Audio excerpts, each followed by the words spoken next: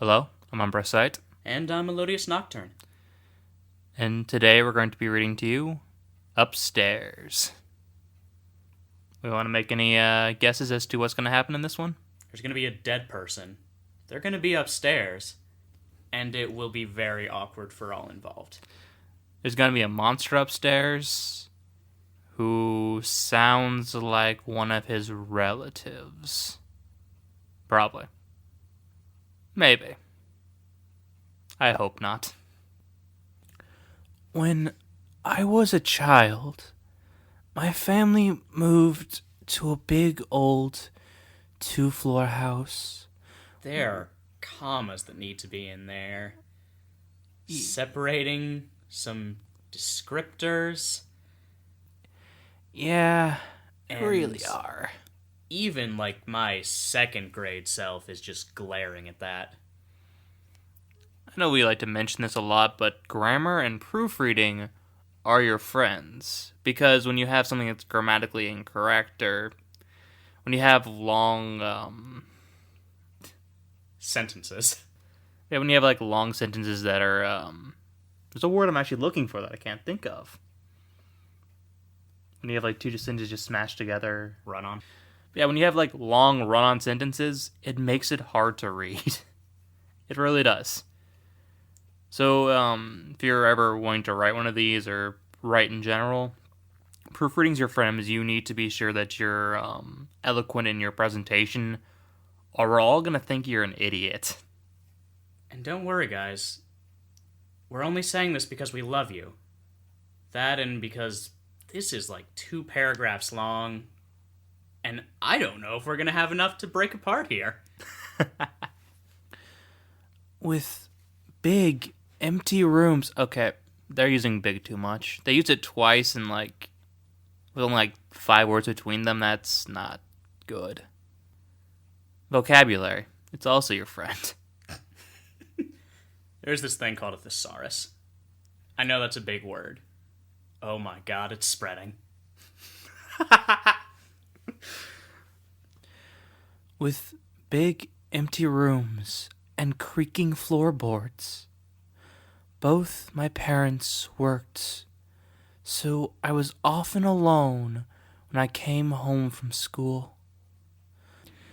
One early evening, when I came home, the house was still dark. I called out, "Mom?" How delightfully British. I know. Only had a good British voice to tell the story in. I know. Wouldn't suck as much. Yeah, Probably get more viewers. it's true. I called out, "Mom?" and heard her sing-song voice say, "Yes?" No. Is sing-song voice ever a good thing? I think there was that one time. You know the one time, we were doing that thing? No, I don't. Are you sure it was me and not just, oh, I don't know, some sort of unidentifiable abomination upstairs with my head on a pike or something? That is a distinct possibility. Placing my bets on head on a pike right now, by the way. From upstairs, I called her again as I climbed the stairs to see which room she was in. And again got the same "yes" reply. We were decorating at the time, and I didn't know my way around the maze of rooms. What? What sort of house are you in? You see, we were decorating, and by decorating I mean we were physically picking up a room and just kind of moving this entire space of existence to the other side of the hall, and then rearranging the stuff inside. Having been inside of a house, I can tell you the basic floor plan of a house is usually hallway with rooms off of it, or just a continual, loop of rooms. What I don't get is just, yeah, you can be redecorating, but have you never been in this house before? Otherwise, the maze of Earth... Are you in a man? Did you just move into a mansion? Or, more importantly, which would make more sense to this, did you just move into a castle? Seriously, there's no way this 2-floor house has a maze of rooms on the second floor. Oh yeah, it specified, didn't it? Yes, it's a big 2-floor house that is old.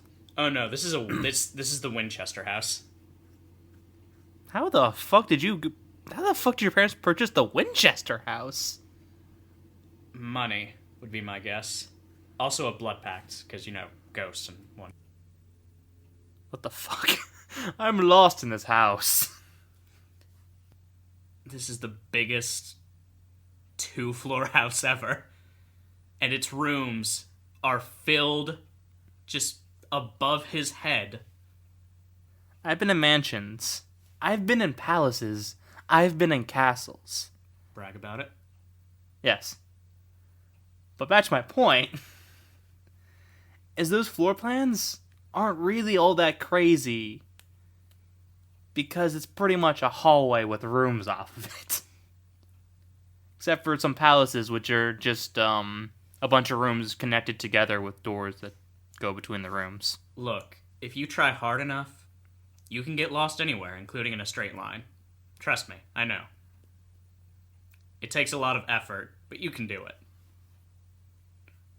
Where am I? Where's my mother? I'm so lost in my own house. I'm right here, jackass! Mummy, where are you? I'm right here! Mummy, why are you downstairs? What? Do you not hear yourself, Mummy? You're upstairs saying, yes. Nope. Selling the house. We got demons. We got an infestation of demons. Do you have like a priest exterminator? Do they come in like a priestly raid van? They have a little like those little packs with like holy water they spritz the walls with to keep the demons away. Cruciwater kills demons. Dead. And I didn't know my way around the maze of rooms, but she was in one of the far ones, right down the hall. I felt uneasy, but I figured that was only natural, so I rushed forward to see my mum, knowing that her presence would calm my fears. Why would being uneasy in your own house be a natural thing? Then again, I live in one of the creepiest houses I've ever been in, so... I can honestly say the only time I've ever felt uneasy in a house is because I was walking upstairs and after turning out the lights downstairs in the middle of the night. So there was like no light down there, which is a natural human fear. And that's literally the only time I've ever really felt uneasy in my own house is when I had darkness behind me. The times I feel uneasy in my house generally go along with, okay, that noise is the fridge, that noise is the air conditioning, that noise is the pipes. You say that, but I heard something very similar to that once. Oh. And those are the times that I feel uneasy in my house. That's fair to feel uneasy about. Yeah, I thought so too. Also, if your mother's replying, yes, to all of your questions. That too. Is it possible to have a Uncanny Valley for audio? Absolutely. Great. Knowing that her presence would calm my fears, as a mother's presence always does. Just as I reached for the handle of the door to let myself into the room, I heard the front door downstairs open and my mother call, "Sweetie, are you home?" in a cheery voice. I jumped back, startled, and ran down the stairs to her. But as I glanced back from the top of the stairs, the door to the room slowly opened a crack. For a brief moment, I saw something strange in there, and I don't know what it was, but it was staring at me. And that's the end of that one. I liked my head on a pike meat puppet theory better. Oh, my theory is correct. It was a thing upstairs while the real thing was downstairs. Damn. Yes! Well, I don't really know what to say here. Yeah. One that I actually like, but I don't really like it. Or I don't like this one. I like the short one that's like 2 sentences long and Yeah, it is, isn't it? yeah.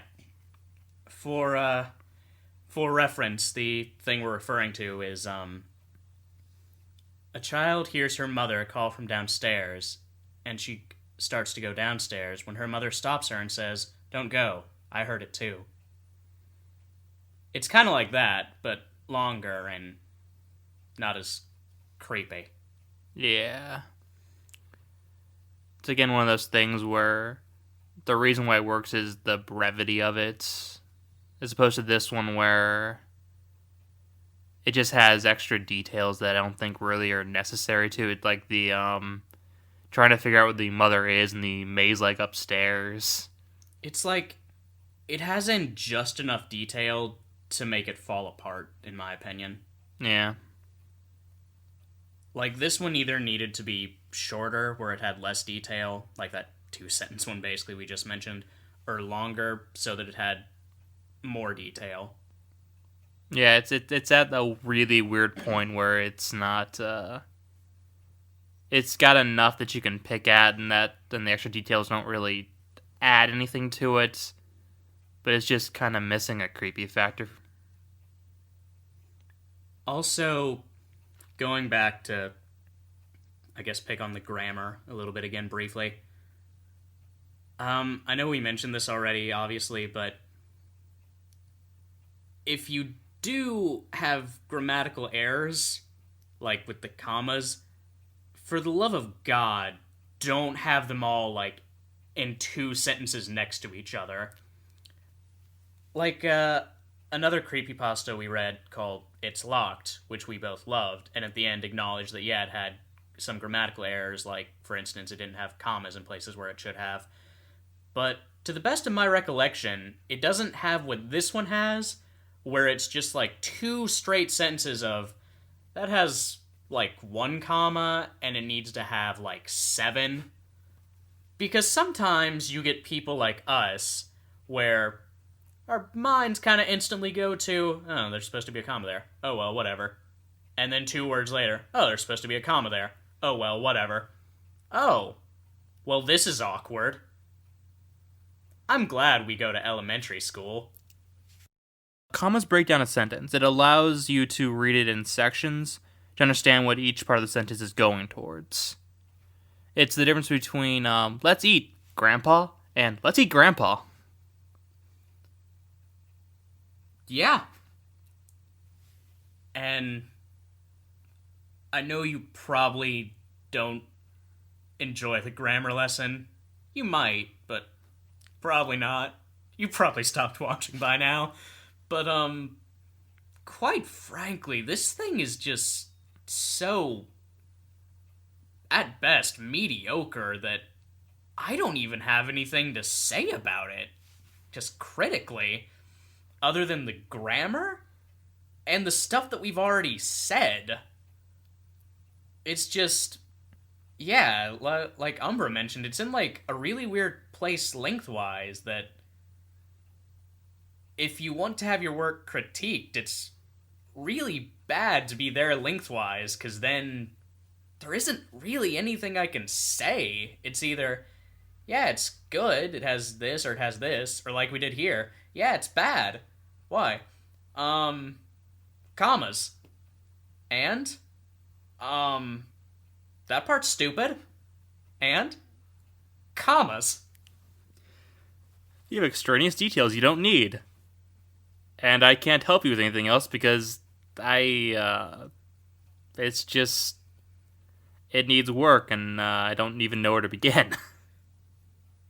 I mean, on the bright side, congratulations to the author, because it does in fact take skill to have 2 paragraphs where I can go, this could probably do with a little less detail. So, good on them. That takes a special kind of skill. Really reminded of my college courses in creative writing, where we'd always have to do like a full page of looking at something, then breaking it down and trying to give them helpful comments. And there's always the ones that are just like, okay, I need to draw a page out of this. I don't know where to start. It's not good, it's not bad, it's mediocre. Anything I could say, there's nothing really to say. It's fair. Yeah, and that's also why this video is kind of filler right now. It's like all filler. You could easily just cut out the thing I just said about college. You could just cut all this shit out. I really could, and that's kind of, yeah, that's just bad. It's like, at least if it's just, straight up bad, you can critique why it's bad, where it's bad, what logical disconnects happened, where the just poor writing is. Yeah, but this is just, it's so mediocre that it's really hard to say anything about it, as you may have noted from us. It's just, wow. That is a skill. It's not the skill that I would have picked in character creation, but damn.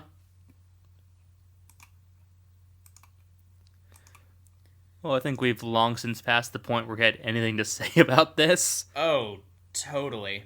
So that was Upstairs. We'll link this in the comments. And if you can come up with any critiques that we have missed somehow, feel free to leave that in the comments. Feel free to leave a creepypasta or other story you want us to read in the comments. And, yeah, thank you for watching. Thank you all for joining us.